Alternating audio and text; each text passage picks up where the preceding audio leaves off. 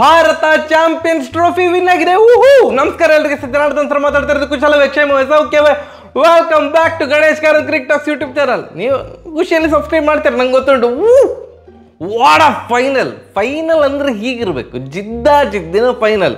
ಯಾವ ಕ್ಷಣದಲ್ಲಿ ಎಂತ ಆಗ್ತದೆ, ಉಗುರು ಕಚ್ಚಿ ಕಚ್ಚಿ ಕಚ್ಚಿ ಇನ್ನು ಉಗುರೇ ಇಲ್ಲ, ನೋಯ್ತಾ ಉಂಟಿಲ್ಲ, ಅಷ್ಟು ಕಚ್ಚಿ ಕಚ್ಚಿ ಅಂತೂ ಇಂತು ಭಾರತ ವಿನ್ ಆದ್ರು. Super duper happy. ಸೂಪರ್ ಆಗಿ ಬೌಲಿಂಗ್ ಮಾಡಿದ್ರು, ಸೂಪರ್ ಆಗಿ ಬ್ಯಾಟಿಂಗ್ ಕೂಡ ಮಾಡಿದ್ರು. ರೋಹಿತ್ ಶರ್ಮಾ ಕರೆಕ್ಟ್ ಟೈಮಿಗೆ ಎಂಥ ಇನ್ನಿಂಗ್ಸ್ ಆಡಬೇಕು ಅಂಥ ಇನ್ನಿಂಗ್ಸ್ ನಾವು ಏನು ಎಕ್ಸ್ಪೆಕ್ಟ್ ಮಾಡ್ತಿದ್ದವಲ್ಲ ಅಂಥ ಇನ್ನಿಂಗ್ಸ್ ಬಂತು. Thank you so much. First ನೋಡಿ, ನಮ್ಮದು ಟಾಸ್ ಬೇಡ, ನಾವು ಟಾಸ್ ವಿನ್ ಆಗಬೇಕಂತೇನಿಲ್ಲ, ಮ್ಯಾಚ್ ವಿನ್ ಆದರೆ ಸಾಕು. ಸತತ 15 ಟಾಸ್ಗಳನ್ನು ಭಾರತ ಸೋತಿತ್ತು. ಸತತ 15 ಟಾಸ್ ವಿನ್ ಆಗ್ತಾ ಇಲ್ಲ. ಇಟ್ಸ್ ಓಕೆ, ಮ್ಯಾಚ್ ವಿನ್ ಆದರೆ ಸಾಕು. ಸುಮಾರು ಜನ ಎಲ್ಲ ಹೇಳಿದ್ದಾರೆ, ಏನು ದೊಡ್ಡ ದೊಡ್ಡ ಪಂಡಿತರೆಲ್ಲ ಭಾರತಕ್ಕೆ ಏನು ಅಡ್ವಾಂಟೇಜ್ ಇತ್ತು, ದುಬೈಲಿ ಆಡ್ತಿದ್ದಾರೆ ಹಾಗೆ ಹೀಗೆ.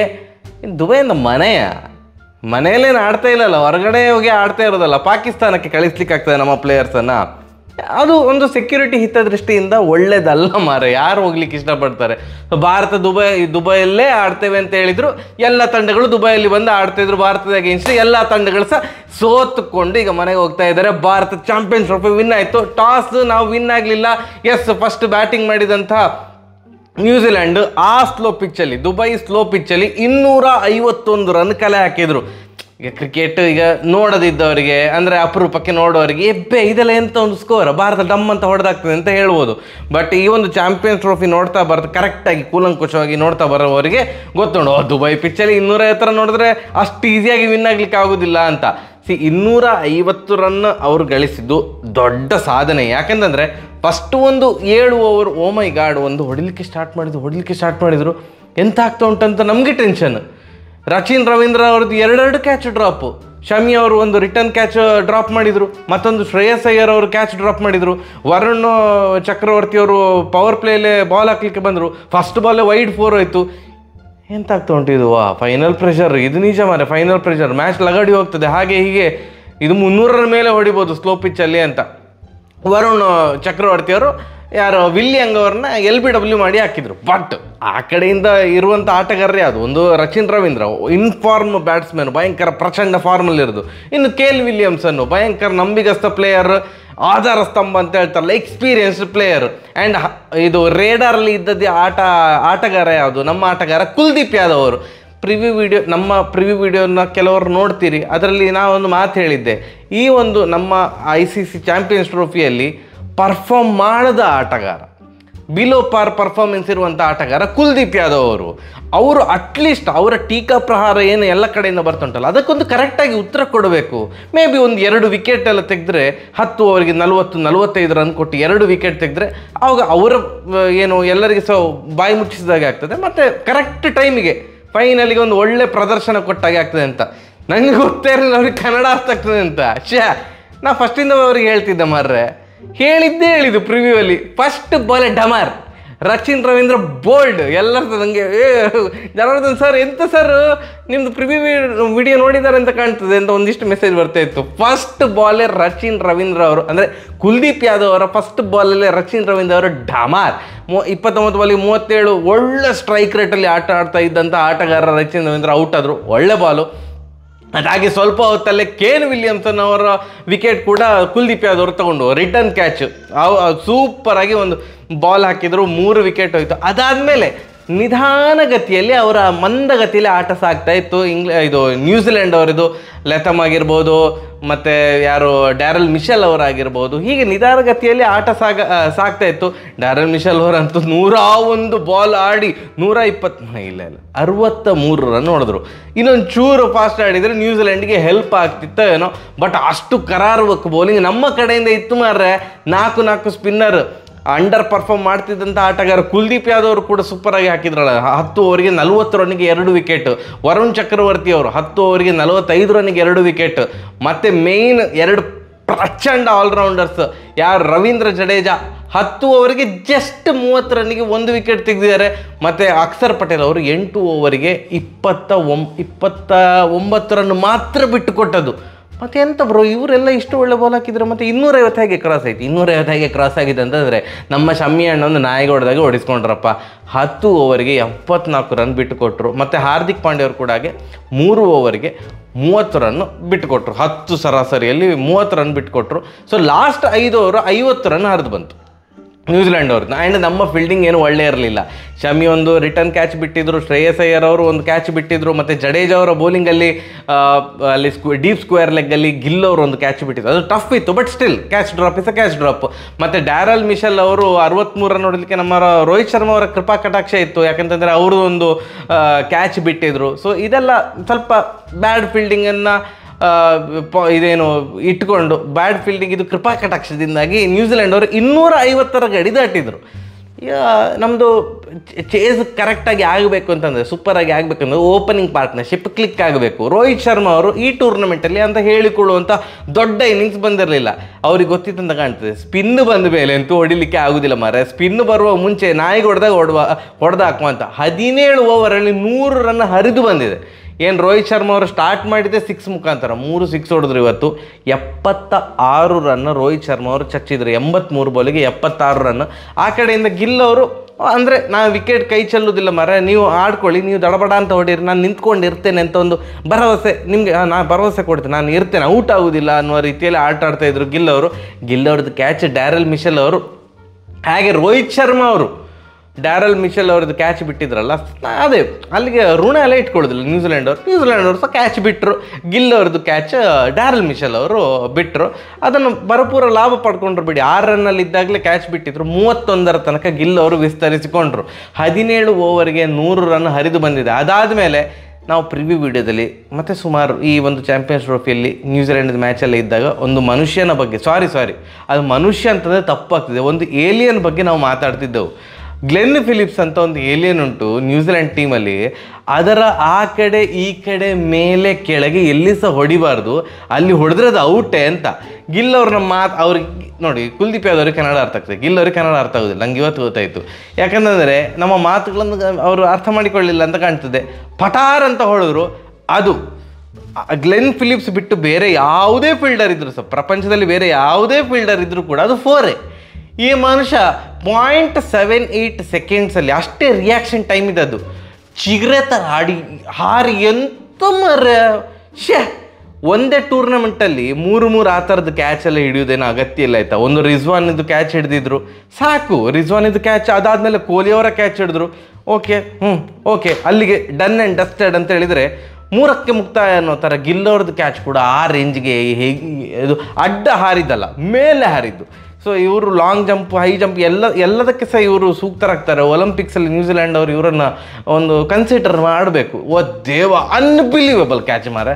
ಆ ಕ್ಯಾಚ್ ಅದು ಔಟ್ ಆದದ್ದು ಅಲ್ಲಿಂದ ಒದ್ದಾಟ ಸ್ಟಾರ್ಟ್ ಆಯಿತು. ಫಸ್ಟ್ 17 ಓವರಿಗೆ 100 ರನ್ ಹರಿದು ಬಂದರೆ ನೆಕ್ಸ್ಟ್ 17 ಓವರಿಗೆ ಬಂದದ್ದು 58 ರನ್. ಅಷ್ಟು ಪಟಾರ್ ಅಂತ ಫುಲ್ ಸ್ಲೋ ಆಗಿ ಹೋಯಿತು. ಯಾಕಂತಂದರೆ ಅದೇನೋ ಒಂದು ಸ್ಟ್ಯಾಟಿಸ್ಟಿಕ್ಸ್ ಬಂತು ಮಾರ್ರೆ. ಎಂತ ಫಸ್ಟ್ ಇನ್ನಿಂಗ್ಸಲ್ಲಿ 2 ಡಿಗ್ರಿ ಟರ್ನ್ ಆಗ್ತಾಯಿತ್ತು ಬಾಲು ಪಿಚ್ ಆದಮೇಲೆ.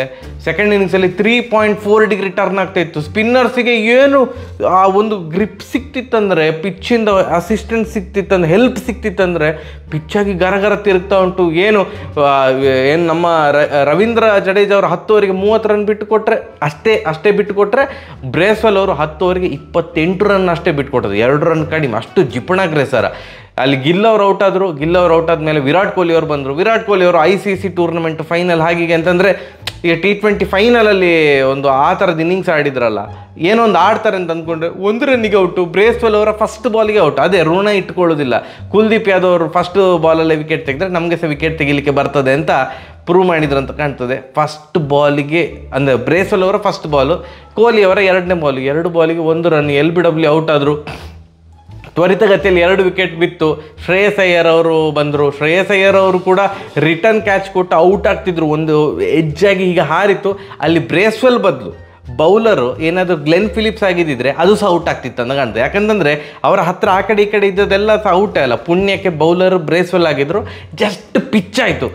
ನೆಕ್ಸ್ಟ್ ನಮ್ಮ ರೋಹಿತ್ ಶರ್ಮಾ ಅವರಿಗೆ ಆ ಸ್ಟ್ರೈಕ್ ರೊಟೇಟ್ ಆಗ್ತಾ ಇರಲಿಲ್ಲ. ಫುಲ್ ಟೆನ್ಷನ್ ಆಗಲಿಕ್ಕೆ ಸ್ಟಾರ್ಟ್ ಆಯ್ತು ಅಂತ ಕಾಣ್ತದೆ. ರಚಿನ್ ರವೀಂದ್ರ ಅವರ ಬೌಲಿಂಗಲ್ಲಿ ಮುಂದೆ ಬಂದು ಹೊಡಿಲಿಕ್ಕೆ ಹೋಗಿ ಸ್ಟಂಪ್ ಔಟ್ ಆದರು. So all of a sudden quick ಆ ಒಂದು ಪೀರಿಯಡಲ್ಲಿ ಪಡ ಪಡ ಪಡ ಅಂತ ಸಕ್ಸಸ್ಫುಲಿ 3 ವಿಕೆಟ್ ಹೋಯ್ತಲ್ಲ, ಆವಾಗ ಟೆನ್ಷನ್ ಅದು ಅಂತ ಹೋಯ್ತು. ಇದು ಮ್ಯಾಚ್ ಯಾಕೂ ಲಗಾಡಿ ಹೋಗ್ತದೆ, ಯಾಕಂತಂದರೆ ಒಂದು ಸ್ಲೋ ಪಿಚ್, ನೆಕ್ಸ್ಟ್ ಬರುವಂಥ ಆಟಗಾರರಿಗೆ ಪ್ರೆಷರ್, ICC ಟೂರ್ನಮೆಂಟ್ ಫೈನಲ್ಸು, ಆ ಒಂದು ಜನರ ಎಕ್ಸ್ಪೆಕ್ಟೇಷನ್, ಟಿ ವಿಯಲ್ಲಿ ಪೂರ್ತಿ ಜನ ಕೂತ್ಕೊಂಡಿರ್ತಾರೆ. ಪಾಪ ಪ್ಲೇಯರ್ಸ್ ಇದೆಲ್ಲ ಚಡ್ಡಿಯೆಲ್ಲ ಆಗಿರ್ಬೋದು ಮಾರೆ, ಅವ್ರದ್ದು ಕಷ್ಟ ನಮಗೆ ಅಬ್ಬಬ್ಬ ಇಮ್ಯಾಜಿನ್ ಮಾಡಿಕೊಳ್ಳಿಕ್ಕೆ ಸಹ ಆಗೋದಿಲ್ಲ. ಬಟ್ ಅಲ್ಲೊಂದು 50 ರನ್ ಪಾರ್ಟ್ನರ್ಶಿಪ್ ಹರಿದು ಬಂತು. ಈ ಒಂದು ಟೂರ್ನಮೆಂಟಲ್ಲಿ ಮ್ಯಾನ್ ಆಫ್ ದ ಸೀರೀಸ್ ದಯವಿಟ್ಟು ಶ್ರೇಯಸ್ ಅಯ್ಯರ್ ಅವರಿಗೆ ಕೊಡಬೇಕಂತ ಕೇಳ್ಕೊಳ್ತೇನೆ. ನಂಗೆ ಗೊತ್ತಿಲ್ಲ ಯಾರಿಗೆ ಕೊಡ್ತಾರೆ ಅಂತ.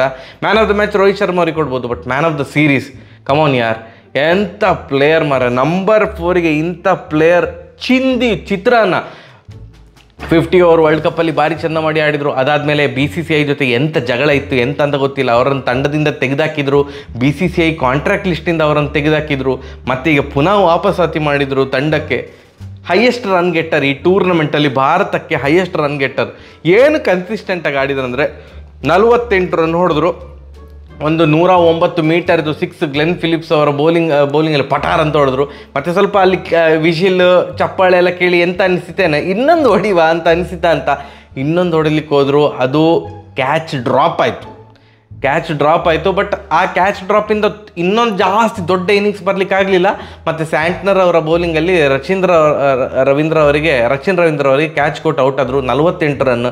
ಮತ್ತು ಅಕ್ಷರ್ ಪಟೇಲ್ 29 ರನ್ ಹೊಡೆದು ಒಂದು ಅನಗತ್ಯ ಶಾಟಿಗೆ ಮುಂದಾಗಿ ಅವರು ಔಟ್ ಆದರು. ಬಾಲ್ ಯಾವಾಗೆಲ್ಲ ಮೇಲೆ ಹೋಗ್ತಾಯಿತ್ತು, ಇವರು 6 ಯಾವಾಗೆಲ್ಲ ಹೊಡಿಲಿಕ್ಕೆ ಟ್ರೈ ಮಾಡ್ತಿದ್ರಲ್ಲ, ನಮಗೆ ಗಡಗಡ ಅಂತ ಆಗ್ತಿತ್ತು. ಯಾಕಂತಂದರೆ 3 ವಿಕೆಟ್ ಡಮ್ ಅಂತ ಹೋದ್ಮೇಲೆ ಬೇಡ ಮಾರ, ನೀವು 6 ಹೊಡಿಯೋದೇ ಬೇಡ, ನೀವು ಗ್ರೌಂಡ್ ಶಾಟ್ ಹೊಡೀರಿ ಅನ್ನುವಷ್ಟು ಭಯ ಸ್ಟಾರ್ಟ್ ಆಗಿತ್ತು.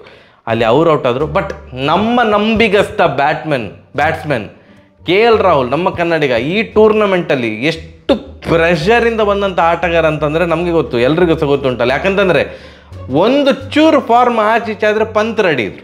ಆ್ಯಂಡ್ ಗಂಭೀರ್ ಅವರು ಪಂತ್ ಅವರಿಗೆ ಬ್ಯಾಟಿಂಗ್ ಕೊಡಲಿಕ್ಕೆ ಅಥವಾ ತಂಡದಲ್ಲಿ ಹಾಕ್ಕೊಳ್ಳಿಕ್ಕೆ ಏನು ಹೆಸಿಟೇಟ್ ಮಾಡೋದಿಲ್ಲ. ಸೊ ಎಲ್ಲ ಮ್ಯಾಚ್ ಕೂಡ ಪರ್ಫಾರ್ಮ್ ಮಾಡಬೇಕಿತ್ತು. KL ರಾಹುಲ್ ಸೂಪರ್ ಆಗಿ ಪರ್ಫಾರ್ಮ್ ಮಾಡಿದರು. ರನ್ನ ಬಾಲ್ 34 ಹೀಗೆ ರನ್ನ ಬಾಲ್ ಹೊಡೆದ್ರು. ಕೊನೆಗೆ ಆ ಕಡೆಯಿಂದ ಹಾರ್ದಿಕ್ ಪಾಂಡ್ಯ ಅವರು 18 ಬಾಲಿಗೆ 18, ಅವರು 107 ಮೀಟರ್ದೊಂದು 6 ದಡಾರ್ ಅಂತ ಒಂದು ಹೊಡೆದ್ರು. ಲಾಸ್ಟಿಗೆ ಇನ್ನೂ 1 ಓವರ್ ಬಾಕಿ ಇದೆ ಅನ್ನುವಾಗಲೇ ಒಂದು ನಮ್ಮ ರವೀಂದ್ರ ಜಡೇಜಾ ಅವರು 4 ಹೊಡೆದು ಭಾರತಕ್ಕೆ ವಿನ್ ಮಾಡಿಸಿದರು. ಚಾಂಪಿಯನ್ಸ್ ಟ್ರೋಫಿ ಕಮಾನ್ ಯಾರ್. 2013ರಲ್ಲಿ if I am not wrong, 2013ರಲ್ಲಿ ಚಾಂಪಿಯನ್ಸ್ ಟ್ರೋಫಿ ಭಾರತ ವಿನ್ ಆಗಿತ್ತು ಇಂಗ್ಲೆಂಡ್ ವಿರುದ್ಧ. 2017ರಲ್ಲಿ ಚಾಂಪಿಯನ್ಸ್ ಟ್ರೋಫಿಗೆ ಮತ್ತೆ ಪುನಃ ಫೈನಲ್ಗೆ ಸಿಲೆಕ್ಟ್ ಆಗಿದ್ದರು. ಬಟ್ ಪಾಕಿಸ್ತಾನದ ವಿರುದ್ಧ ಫೈನಲಲ್ಲಿ ಸೋತಿದ್ರು. 2017ರ ನಂತರ ಈಗ ಆಗ್ತಿರೋದು ಚಾಂಪಿಯನ್ಸ್ ಟ್ರೋಫಿ, ಸತತ 3 ಬಾರಿಗೆ ಫೈನಲ್ಗೆ ಸೆಲೆಕ್ಟ್ ಆದರು. ಬಟ್ ಆ 2017ರ ಸೋಲಿಗೆ ಪ್ರತೀಕಾರವಾಗಿ ಇಲ್ಲ, ಮತ್ತೆ ಪುನಃ ಸೋಲುವುದಿಲ್ಲ, ICC ಟೂರ್ನಮೆಂಟ್ ವಿನ್ ಆಗಿಯೇ ಆಗ್ತೇವೆ ಅಂತ ಈಗ ಚಾಂಪಿಯನ್ಸ್ ಟ್ರೋಫಿ ವಿನ್ ಆಗಿದ್ದಾರೆ. ಐ ಹೋಪ್ ರೋಹಿತ್ ಶರ್ಮಾ ಅವರು, ನಂಗೆ ಗೊತ್ತಿಲ್ಲ ಈಗ ಎಂತ ಆಗ್ತಾ ಉಂಟಂತ, ರಿಟೈರ್ಮೆಂಟ್ ಘೋಷಣೆ ಎಲ್ಲ ಮಾಡೋದಿರಲಿ ODI ಫಾರ್ಮೆಟಿಂದ ಅಂತ ನಾನು ಅಂದ್ಕೊಳ್ತಾ ಇದ್ದೇನೆ. ಈವನ್ ರವೀಂದ್ರ ಜಡೇಜಾ ಅವರು ಅವರದು ಪೂರ್ತಿ ಬೌಲಿಂಗ್ ಕೋಟ ಮುಗಿದ್ಮೇಲೆ ಕೊಹ್ಲಿ ಅವರು ಹೋಗಿ ಹಗ್ ಮಾಡಿದರು. ಎಂತ ಅಂತ ಗೊತ್ತಿಲ್ಲ, ಜಡೇಜಾ ಕೂಡ ರಿಟೈರ್ಮೆಂಟ್ ಘೋಷಣೆ ಮಾಡ್ತಾರಾ ಅಥವಾ this is the right moment. 10 ಓವರಿಗೆ 30 run ಮಾತ್ರ ಕೊಟ್ಟದ್ದು ಮತ್ತು ವಿನ್ನಿಂಗ್ ರನ್ ನಾನೇ ಹೊಡೆದದ್ದು ಅಂತ ಇಮೋಷ್ನಲ್ ಆಗಿ ರಿಟೈರ್ಮೆಂಟ್ ಘೋಷಣೆ ಮಾಡಿದ್ರು ಮಾಡ್ಬೋದು. ಇಲ್ಲ, ಹಾಗೆಲ್ಲ ಆಗದಿರಲಿ ಅಂತ ನಾನು ಕೇಳಿಕೊಳ್ಳೋದು. ಯಾಕಂದರೆ ಸುಮಾರು ಟೈಮ್ ಆದಮೇಲೆ ಭಾರತ ODI ಫಾರ್ಮ್ಯಾಟ್ ಇದು ICC ಟ್ರೋಫಿ ವಿನ್ ಆದರು. ಯಾಕಂದರೆ 2011ರಲ್ಲಿ ವರ್ಲ್ಡ್ ಕಪ್, ಅದಾದಮೇಲೆ ಚಾಂಪಿಯನ್ಸ್ ಟ್ರೋಫಿ ಆದಮೇಲೆ ICC ಯಾವುದು ಟ್ರೋಫಿ ವಿನ್ ಆಗಲಿಲ್ಲ ಭಾರತ ODI ಫಾರ್ಮ್ಯಾಟಲ್ಲಿ. ಸುಮಾರು ವರ್ಷ ಆದಮೇಲೆ ಭಾರತ ವಿನ್ ಆಗ್ತಾ ಇರೋದು. Super duper happy. ಈ ಟೂರ್ನಮೆಂಟಲ್ಲಿ 2 ದ ಬೆಸ್ಟ್ ತಂಡಗಳು ಫೈನಲ್ಸಿಗೆ ಬಂದಿದ್ದರು ಆ್ಯಂಡ್ ದ ಬೆಸ್ಟ್ ಫೈನಲ್ ಕೂಡ ಆಯಿತು. ಏನು ನ್ಯೂಜಿಲ್ಯಾಂಡ್ ಅವರು ಭಾರಿ ಚೆಂದ ಮಾಡಿ ಆಡಿದ್ರಪ್ಪ, ಅದರಲ್ಲಿ ಎಂಥ ಡೌಟ್ ಇಲ್ಲ. ಅಷ್ಟು ಫೈಟ್ ಕೊಟ್ಟಿದ್ದಾರೆ. 252 ರನ್ ಭಾರತ ಪೇರಿಸ್ಲಿಕ್ಕೂ ಕೂಡ ಫಸ್ಟ್ ವಿಕೆಟ್ 100+ ಪಾರ್ಟ್ನರ್ಶಿಪ್ ಬಂದರೂ ಕೂಡ ಕೊನೆಗೆ ಭಾರಿ ಒದ್ದಾಡಿದ್ದಾರೆ. ಅದಕ್ಕೆಲ್ಲ ಕಾರಣ ನ್ಯೂಜಿಲ್ಯಾಂಡ್ ಸೂಪರ್ ಡೂಪರ್ ಆಗಿ ಫೈಟ್ ಕೊಟ್ಟಿದ್ದಾರೆ. ಅಂದರೆ ಫೈನಲ್ ಅಂದರೆ ಹೀಗಿರಬೇಕು, ಈ ಥರ ಹೋರಾಟ ಮಾಡಬೇಕು. ಸೋತರೂ ಕೂಡ ಹೋರಾಡಿ ಸೋತಿದ್ದಾರೆ. ಸೊ ನಮ್ಮ ಕಡೆಯಿಂದ ಚಪ್ಪಾಳೆ, ಆ್ಯಂಡ್ ಜೋರಾಗಿ ಚಪ್ಪಾಳೆ ನಮ್ಮ ಭಾರತ ತಂಡಕ್ಕೆ. ಕಮಾನ್, ಎಸ್, ಕಂಗ್ರ್ಯಾಚುಲೇಷನ್ ಟೀಮ್ ಇಂಡಿಯಾ.